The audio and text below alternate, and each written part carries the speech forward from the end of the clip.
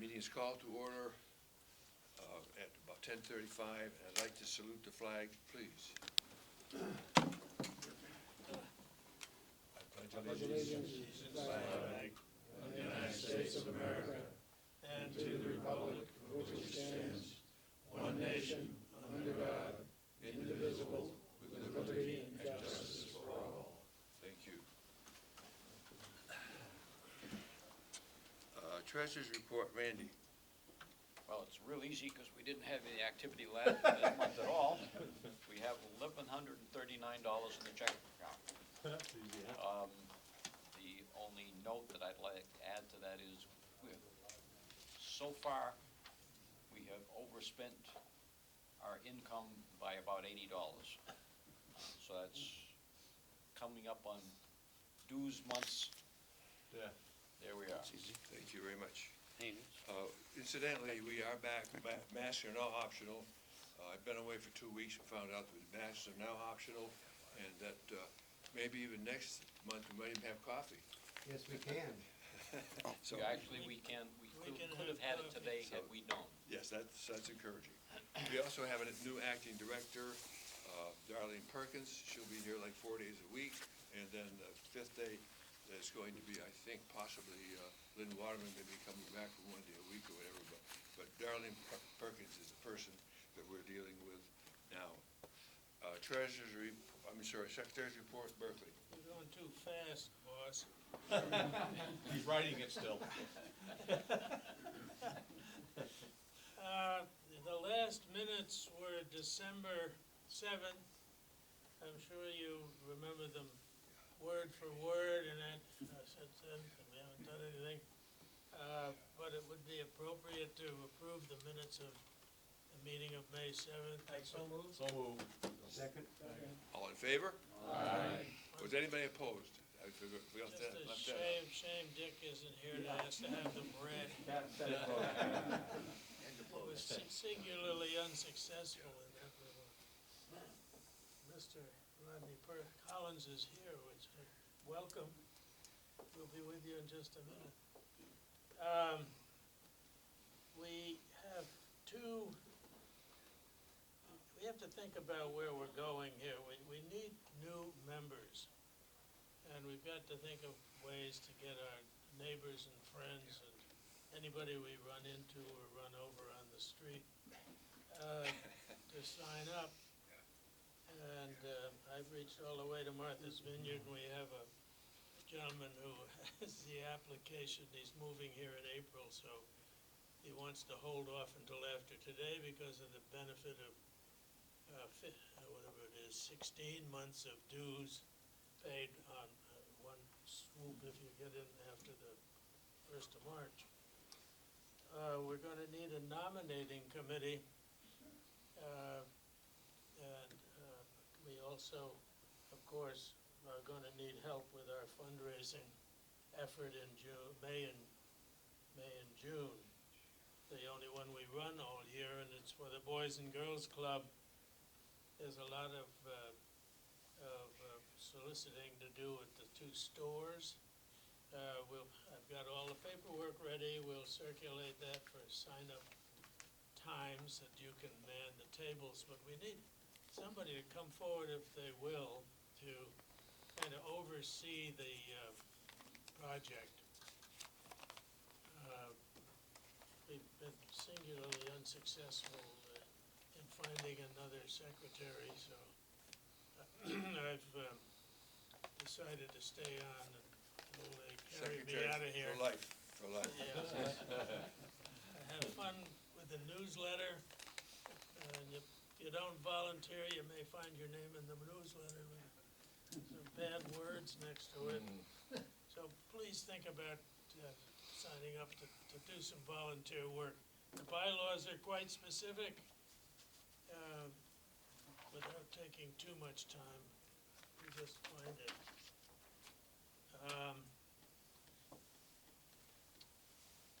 Okay.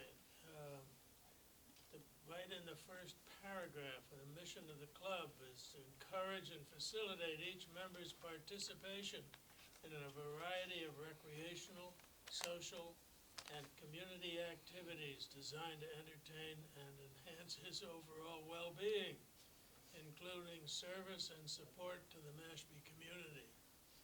And that's what we need. And I'll shut up. So we needed really someone to help with nominations, a person, persons, That's coming up. for nominations committee, and we have Quickly. already dates scheduled for the fundraising for Boys and Girls Club at Yep. Stop and Shop and Roach Brothers. They've all been scheduled, so soon we'll have to start circulating lists for signups for that event. Right. But again, if someone would take over the kind of overall supervision of that, we've got all of how to do it from Frank Lord and all his preparation over the years. So it's not it just involves some time. Great, I'm gonna go to our program, Dow person. Yeah, we have our speaker on March 29th, Jung Ho, Yes, who will be here, and he is the conductor of the Cape Cod Symphony. Should be interesting. I don't know if he's gonna play any instruments or not, but he will speak. he's a very good speaker, he's an excellent speaker. Also, Dean, I'm glad you're here. We're gonna get you in May or June, which was your choice. I think you wanted to do June, is that correct? Correct, June 7th. Okay. I will try to get on May 3rd, the Katuitt Center for the Arts, someone from there to speak to us. They're very active, so I'll be contacting them. We have other possible speakers in the future. I've looked up, there's Celeste Reynolds at the Mashpee High School on human geography, more equitable learning environment and world through mapping. Was suggested to us. Calvin Myers at Hui, who talks about shipwrecks, which could be interesting. We get a speaker from Joint Base Cape Cod, and there's several other names that we've got here. I think we had Greg Williams one time. He was a former judge. Yes. He's good. And then Janet Uhler is an author, and she was on the Whitey Bulger trial, which would be interesting to hear how that went. We know how it ended up. So there are a couple of names here. If you have any ideas of good speakers, let me know. As for events, as you know, we had 2 events scheduled earlier this year, and we had to cancel both, lack of participation. One was to the Merchant Marine Academy, and one was to the New England Patriots Museum.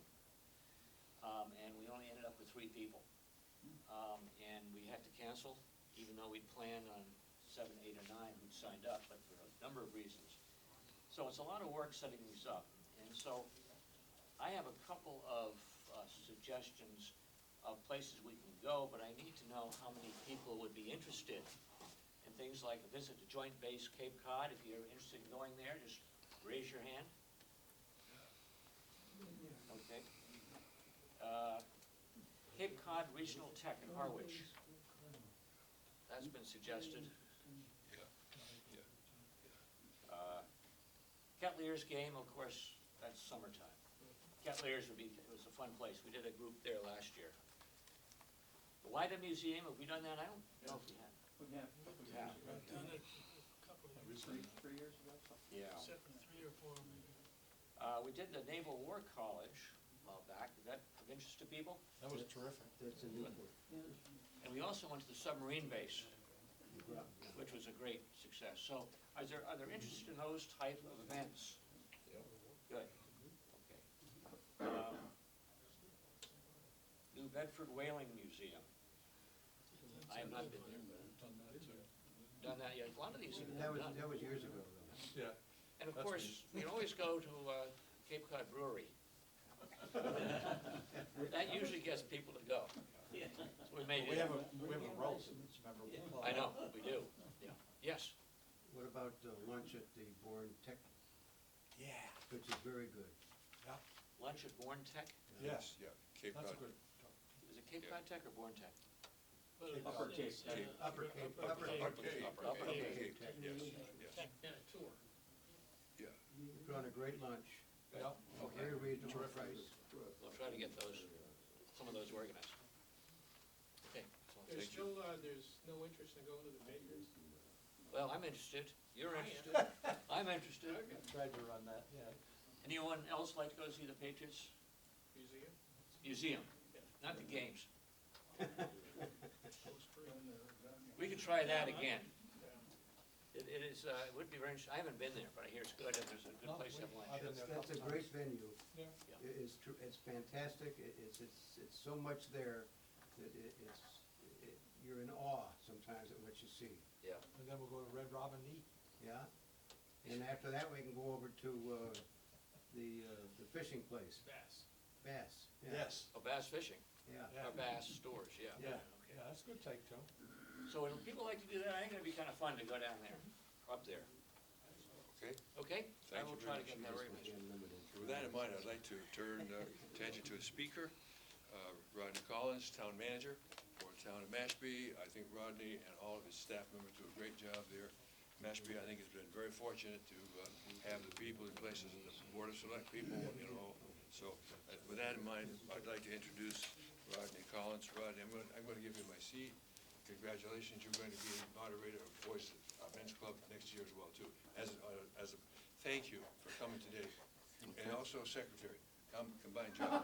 And assistant moderator.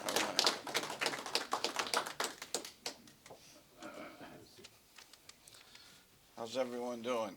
Good. I see some familiar faces. First of all, I just want to say thank you for the invite. It's always a pleasure to get together with you folks.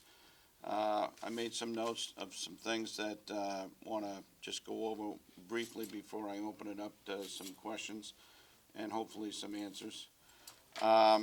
Obviously, it's been a challenge for the last couple of years relative to COVID-19. At this particular time, the town hall and town facilities are open without any restrictions like we've had in the past. We feel that the data and the numbers indicate that it's safe to do that. We were guided by the state. We were also guided by the Board of Health. The school committee, I think, met just before we made our decision to open things up at Town Hall and the town facilities. Obviously, we want to make these facilities functional and accessible for all. We have not tried to inconvenience or disrupt any of your activities over the last year and a half, but we did try to side on the fence of caution for health and safety. But obviously, we're at the point now where we're feeling comfortable, and I think everybody will be much happier when COVID-19 is in the rearview mirror. Amen. The pressing issue for the town, and I think the number one issue probably in everybody's mind as far as the priority, is the clean water plan for the town of Mashpee. As probably everybody in this room knows, the town funded Phase 1 at $54 million. We are in the process of getting that underway.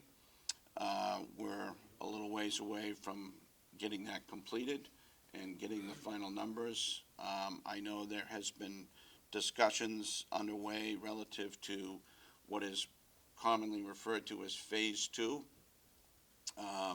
We do not have any numbers at this particular time, but we're hoping for some preliminary numbers, at least in terms of design, for town meeting. What those numbers will be, I can sit here and speculate, but I prefer not to, especially with the cameras going. But I will say there is going to obviously be a costly price tag attached to it. So how will the town balance maintaining the services that you've come to expect and prevent you from being taxed out of your homes? There is an opportunity at times to enhance revenue, but sometimes that can be intensely debated, as you all know. So what is reasonable and what is unreasonable? I think you will see in the upcoming months a alternative, whether it be the residential exemption, which basically means if you own a house in Mashpee and it's your primary residence, you will pay a little less, whereas if your second home is in Mashpee, then you may pay a little more. So I'm not saying it's going to pass. I'm just saying that those are the types of alternatives that will be explored, and I'm sure there will be a lot of public debate and discussion regarding the subject matter. In which way it will ultimately turn out will depend a lot on folks like you that are residents or taxpayers of the town. I'm not here to make any political statements or to implement any political policy. I am only here to implement the policy established by the board, assuming it's lawful and ethical, which it generally is. But clearly, when it gets to clean water, we all want to make sure that our water quality is preserved, and it's really a sensitive subject matter because I think for years it probably was a problem that I don't want to say was ignored, but it wasn't addressed in a timely manner the way it probably should have been. I think that's a fair statement. So with that having been said, how we deal with it in the future is going to be a balancing act between what is affordable and sustainable versus what is absolutely necessary and essential to preserve the quality of life that we've come to enjoy on Cape Cod. For those of you who are not aware, there was a committee that was formed at the direction of the board to form a new town seal. That was a subject matter that came up before town meeting.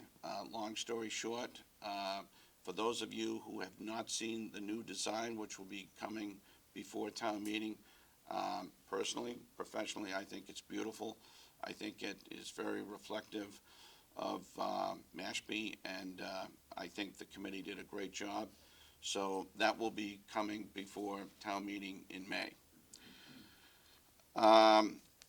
The harbor management plan, the DNR, or Department of Natural Resources, just received an award. And what does a harbor management plan entail? It will consolidate moorings in a grid system, resulting in defined shellfish areas. It will also do a deed search for public access. It will also coordinate improvements to prevent flooding, specifically on certain roadways. It will also try to incorporate a master dredge plan, and we will also be taking a look at a possible town marina site. Not saying that's going to happen, but it's part and parcel to the project. And it also addresses coastal beach nourishment, which is obviously always an issue on Cape Cod. For those of you who are interested in the status of the cell tower location, as you probably have heard previously, was designated for the area down by Station 2, the Fire Station 2 on the south end, Red Brook Road.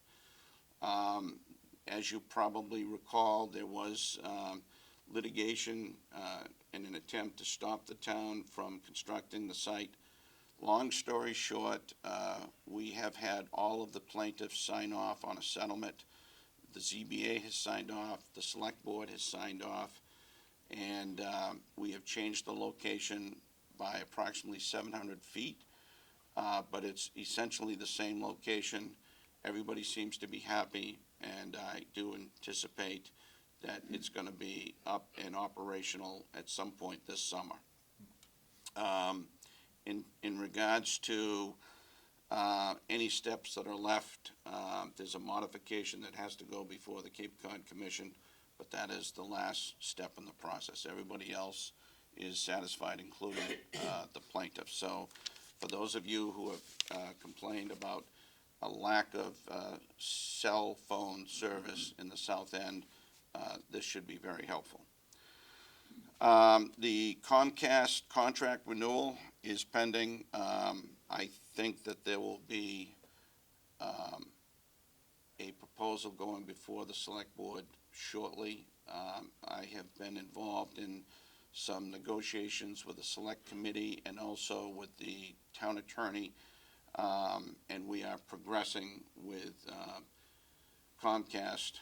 I don't know what your personal experience is, but if it's, $229 worth, if it's anything like mine, there's been a little bit of frustration from time to time, and then when there's a problem, you're talking to somebody in the Philippines, and sometimes that gets a little frustrating.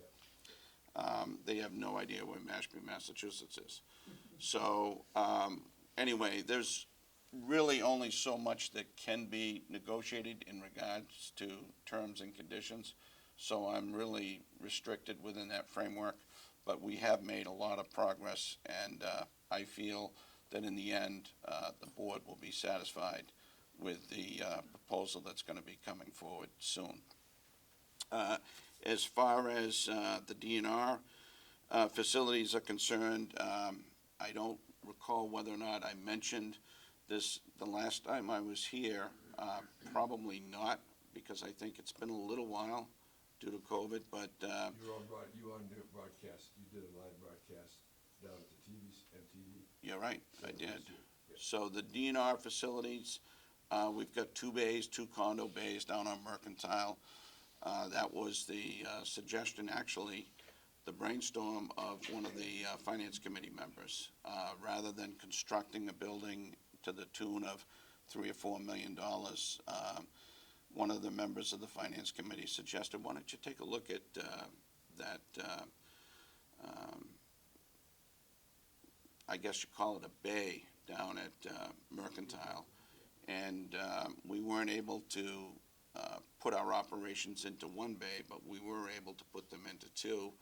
And we were able to reduce the cost to less than $1 million. There was a little additional cost retrofitting it to the needs of DNR, because they need a little bit of lab work there and things like that. But obviously, it's still about a quarter of what the overall cost was going to be, and it's a functional facility for DNR.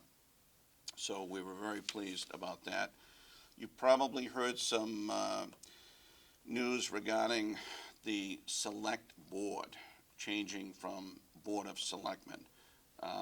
At the meeting, I believe a year ago, there was an article to change the name from Board of Selectmen to Select Board. That did pass, so I've been kind of referring to it now as Select Board, unless I slip. But we received notice from the Attorney General's office that there was a technical flaw in that process. And what the slight was is we forgot to include the planning board, because obviously the zoning bylaws have to be processed through the planning board. So we are in the process of correcting that. Once we do, we suspect that the official name from Board of Selectmen to Select Board will be adopted and approved by the Attorney General's office. One of the things that has been very, very challenging in this town since I became manager, and probably prior to that, but I think the need and the pressing urgency has grown over the past couple of years, and Bud can really appreciate this, and that is affordable housing. The workforce housing has really reached a crisis point. I can't sit here before you gentlemen with any specific answers to the crisis, but I can tell you that when I'm talking to the merchants, they are telling me it is a crisis. And for those of us who think that it's no big deal, it is a big deal, and here's why. Because our waiters, our waitresses, bartenders, or other service-oriented people have got to have a place where they can live and actually afford to live there in order to provide all of these services that we've come to enjoy and to expect. So this is something that I, as the Chief Administrative Officer, and the town as a whole, including the select board as the policymakers, and other officials, whether it be committee members, commission members, other board members, we've got to take a long, hard look at this, and collectively, we've got to come up with some solutions, because we're going to reach a point where our restaurants aren't going to be staffed, and we're going to have other problems. So it's a real serious issue, and any of you who hear this from your neighbors or from your merchants or from other sources, trust me when I say it's a problem that not only have we identified, but we really have got to try to do something about, because if we don't, we're going to be in deeper trouble than where we are already. Obviously, and I'm not trying to turn this into a political conversation, but I know that the expansion of Ashby Commons was a hot subject recently. The joint agreement between the Cape Cod Commission and Ashby Commons and the town has been withdrawn. And regardless of where anybody stands on that issue, I think what we need to do is take a long, hard look at other alternatives that are feasible, that will not hurt or destroy the character of the community, but at the same time address some of these needs for affordable housing that I think we can probably agree on is something that we need to all come together on. The Ashby Historical Commission has been seeking some funds within their archives building to protect some of these documents that, believe it or not, I didn't realize were protected in case of fire or floods or other catastrophes. So we are taking a look at that because obviously we don't want to lose those historical documents that we've all come to appreciate.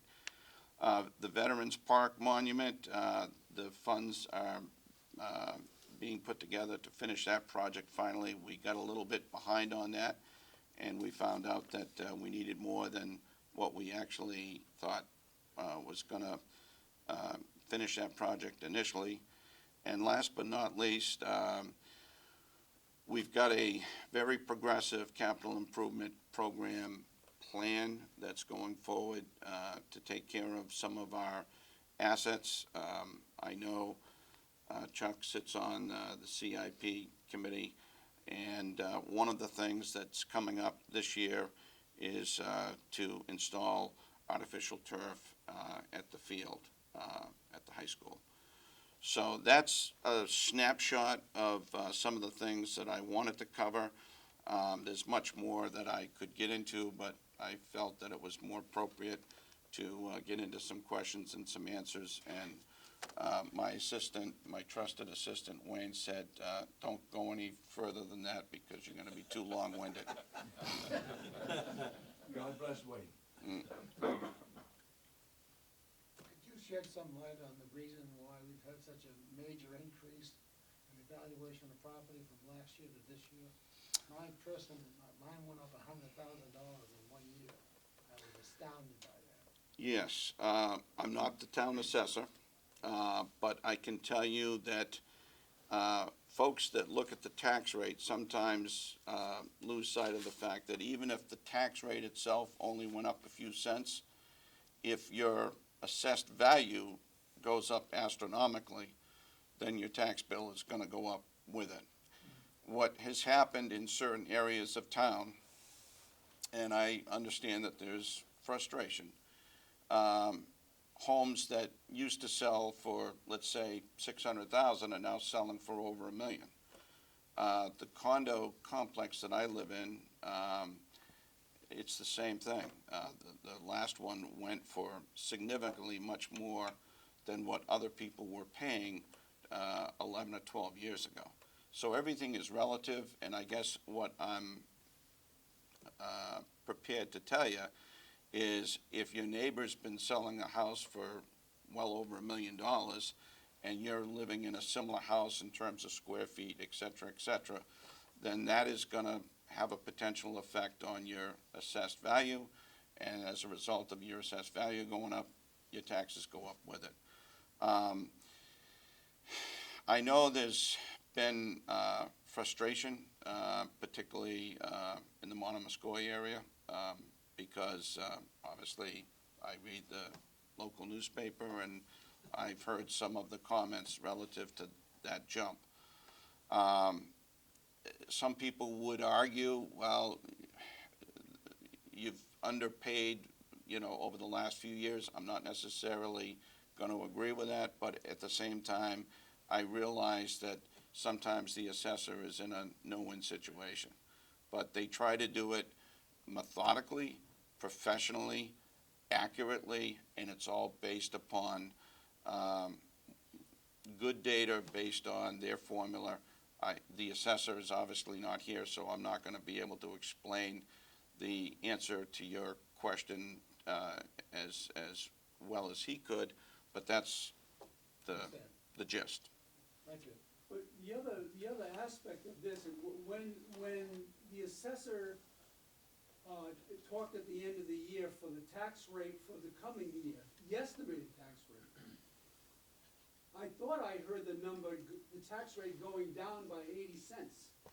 So that the fact that this man's rate went up by, what would you say, $100,000, the tax rate is going to go down, so it may well offset what your increase is. You're not gonna know that until the actual rate is set, but I mean, Right. that's the other part of it. I agree, Chuck. Everything is relative, But but I don't think everybody understands that. yeah. But what people actually look at is, as you should, how much did the bill go up, or how much did it go down? How much more am I paying? And if somebody is paying $500, $600, $700 or more this year than last year, then they're going to say, "Whoa, But you're not that gonna damn know- Collins is you're spending really too not much gonna money." know until you get the tax Yep. rate set. Yep. So I would not panic yet. You know, 'cause I- Yeah. because the other, But when you get the tax bill, go to Chuck instead of me. No, only kidding. Only kidding. But Sue, the thing that is the thing that the assessor is doing is basing your assessment on a home that is sold that is comparable to yours. Yes. So the first thing you're gonna say, oh, my assessment went up 100,000, that means I can get 300,000 more for my house. That's what people usually, that's how they think.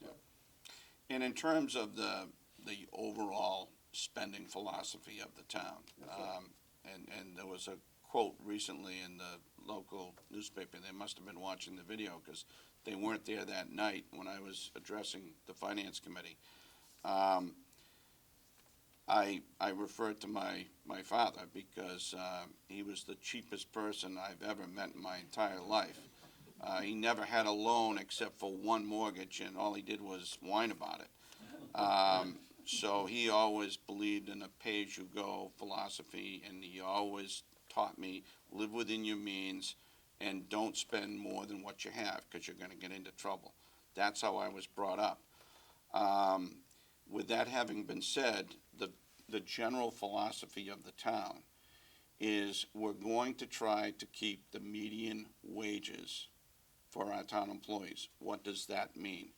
It means we don't want to be at the bottom of the barrel, but we're not going to be in the Cadillac model. We're not going to be at the top end. We're just not.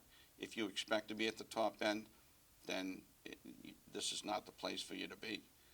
But we're going to be reasonable. We're going to be in the median, both in terms of wages and benefits. And with the pension and with the work environment, we believe that we can recruit and retain good quality employees. So generally speaking, a municipal budget consists of 80, sometimes 85%, municipalities might even be higher than that for your cost of your personnel. The remainder is all attributed to expenses. Generally, and I'm saying in general terms, we try to just level fund expenses. There are some adjustments here and there for costs that we can't control, whether it be fuel or something of that nature that we just can't control, although we're always paying a lot less than what we are paying at the pumps for our personal vehicles.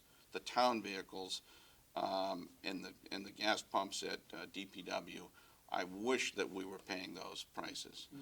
And then we're always getting it by bid, which is much, much cheaper.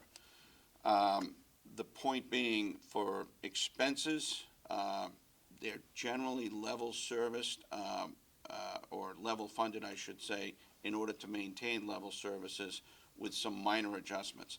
So it's not like we are going out there each and every year saying, all we want to do is spend more of your hard-earned tax dollars. That is not the philosophy of the town.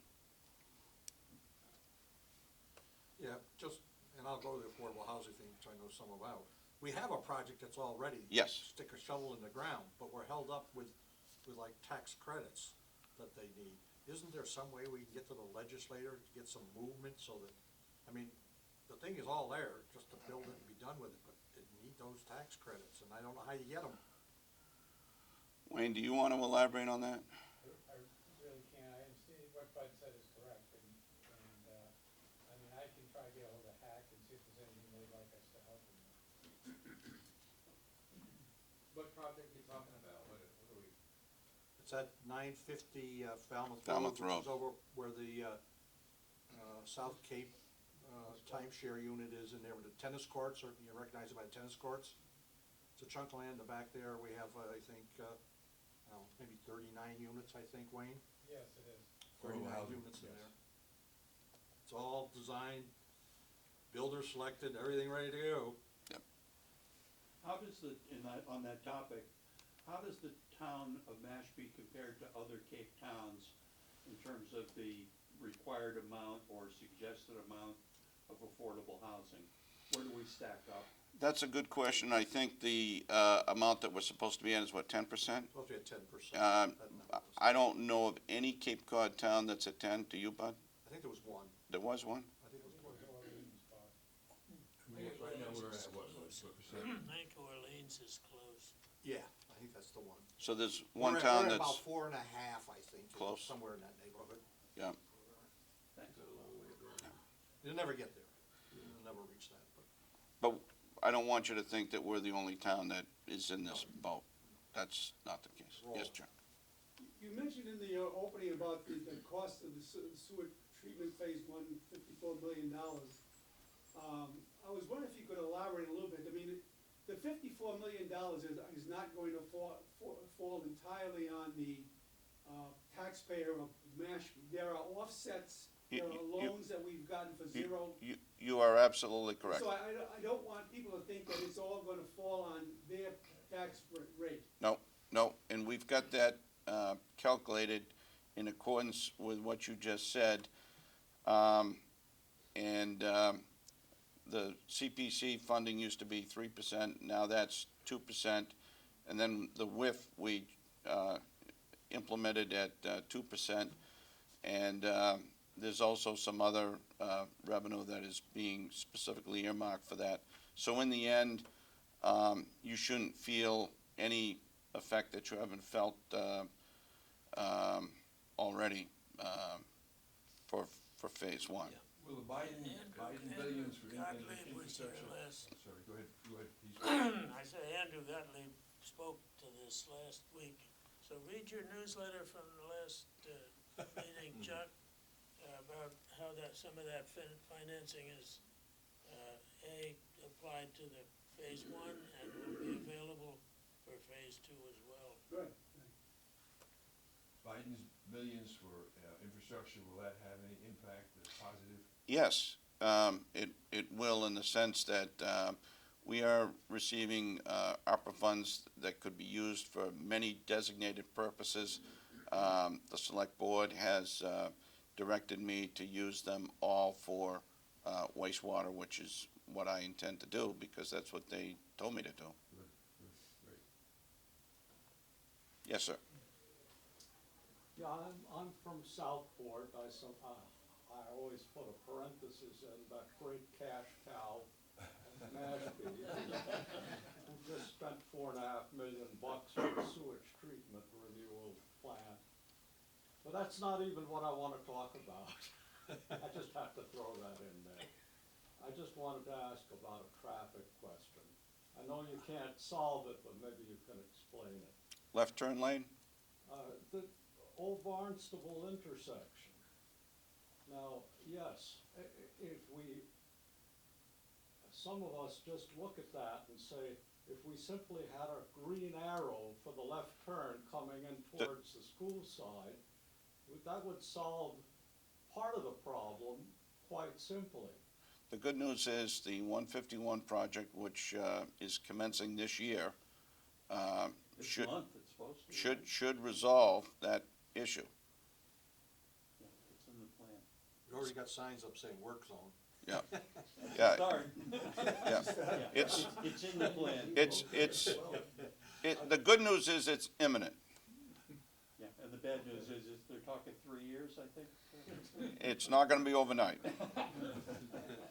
Well, just because it comes to mind that there's a lot of construction being deployed to solve the problem. One green arrow would solve a whole hell of a lot of it Yeah, very quickly. yeah, Okay, basically I what know we you did, can't and, wave your wand and do it. obviously, I'm aware of that. I'm not an engineer, but what I can tell you is we incorporated some of the concerns that we'd had regarding that intersection, along with sidewalks and a host of other things, and it's all part and parcel to that project, which is imminent. But you're gonna have to put up with construction for a little while. I always have good news and then bad news, and I try to skip over the bad news. It's the median, right? Yes.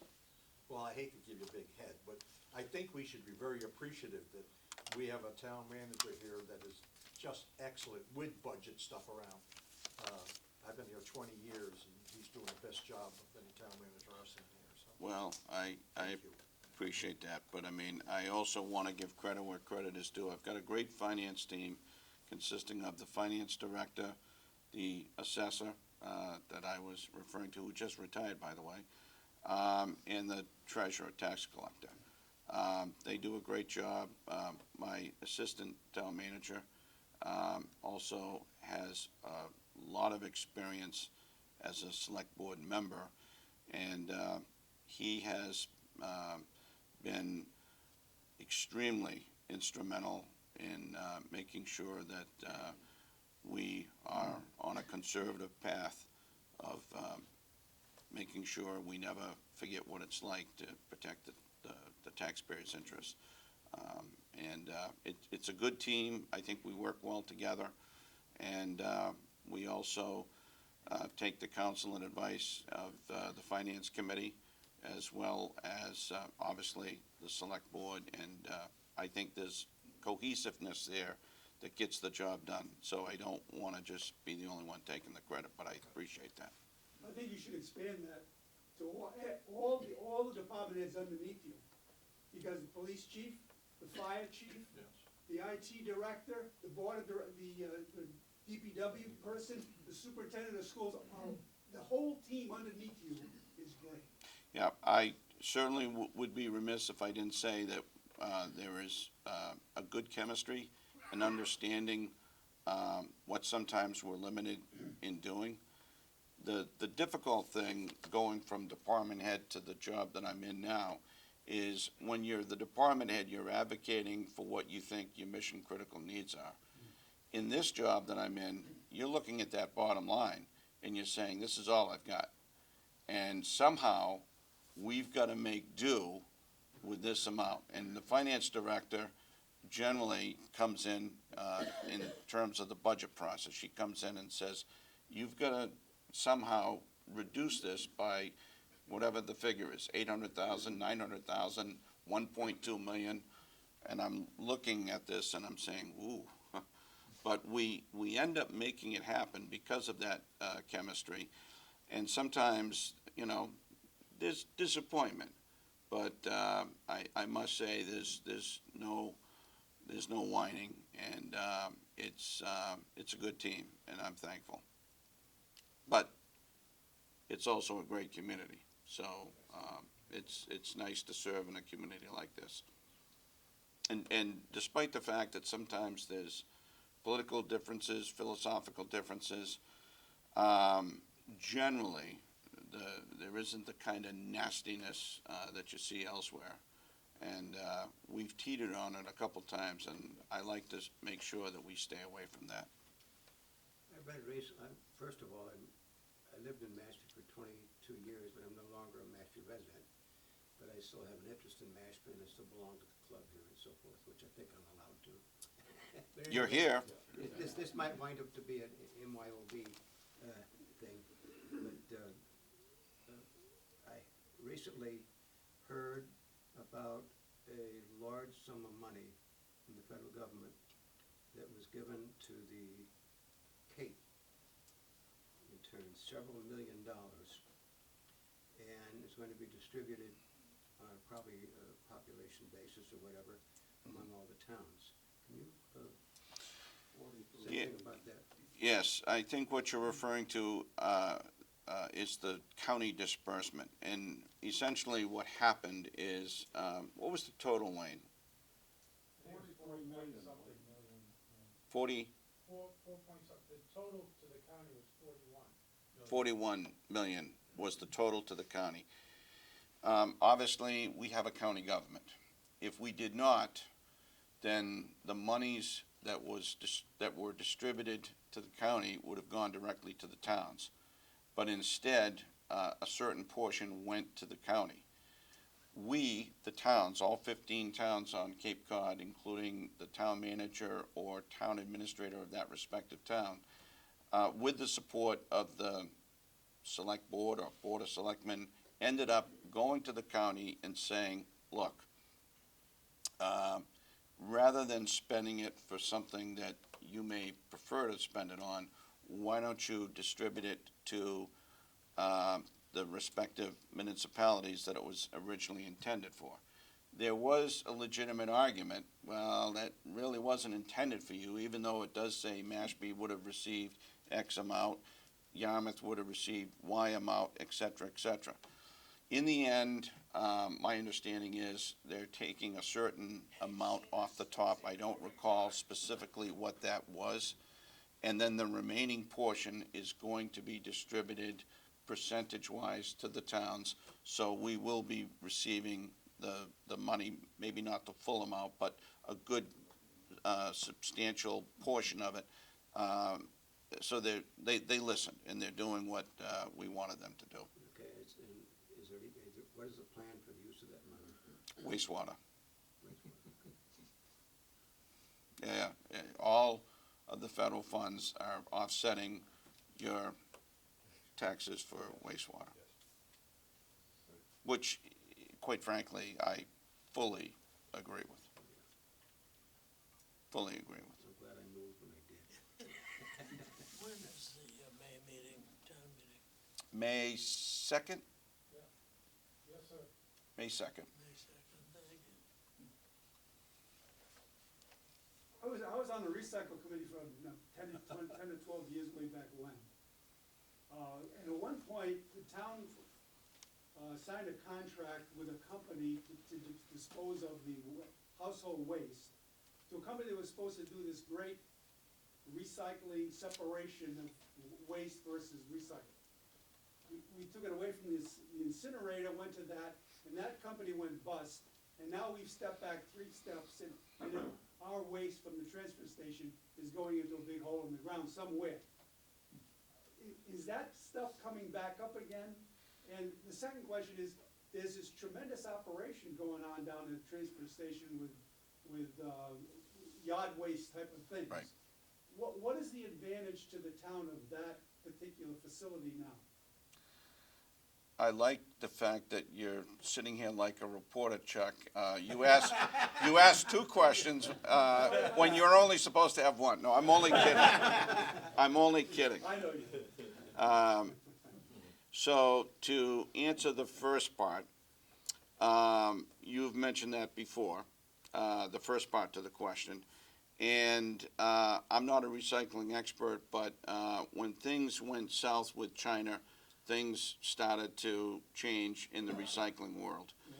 And it never came back to where it was, and I don't really have an answer to the first part to the question, other than, We have a contract with somebody to take this stuff somewhere. yes, It yes. seems to me that contract period is coming to an end at some point. Yes, it is. Actually, it expires June 30th of this year.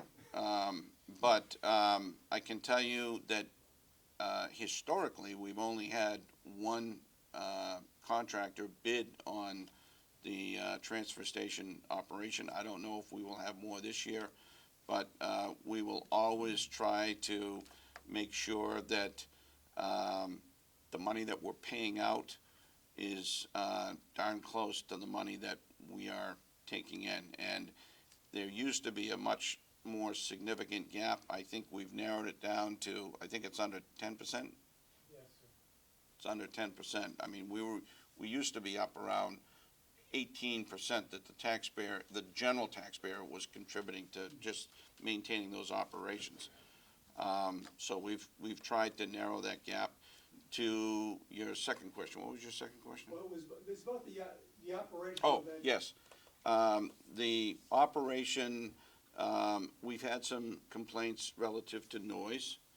The reason why we did it in the first place was to enhance revenue, because we were getting money from the contractor for the use of the transfer station property.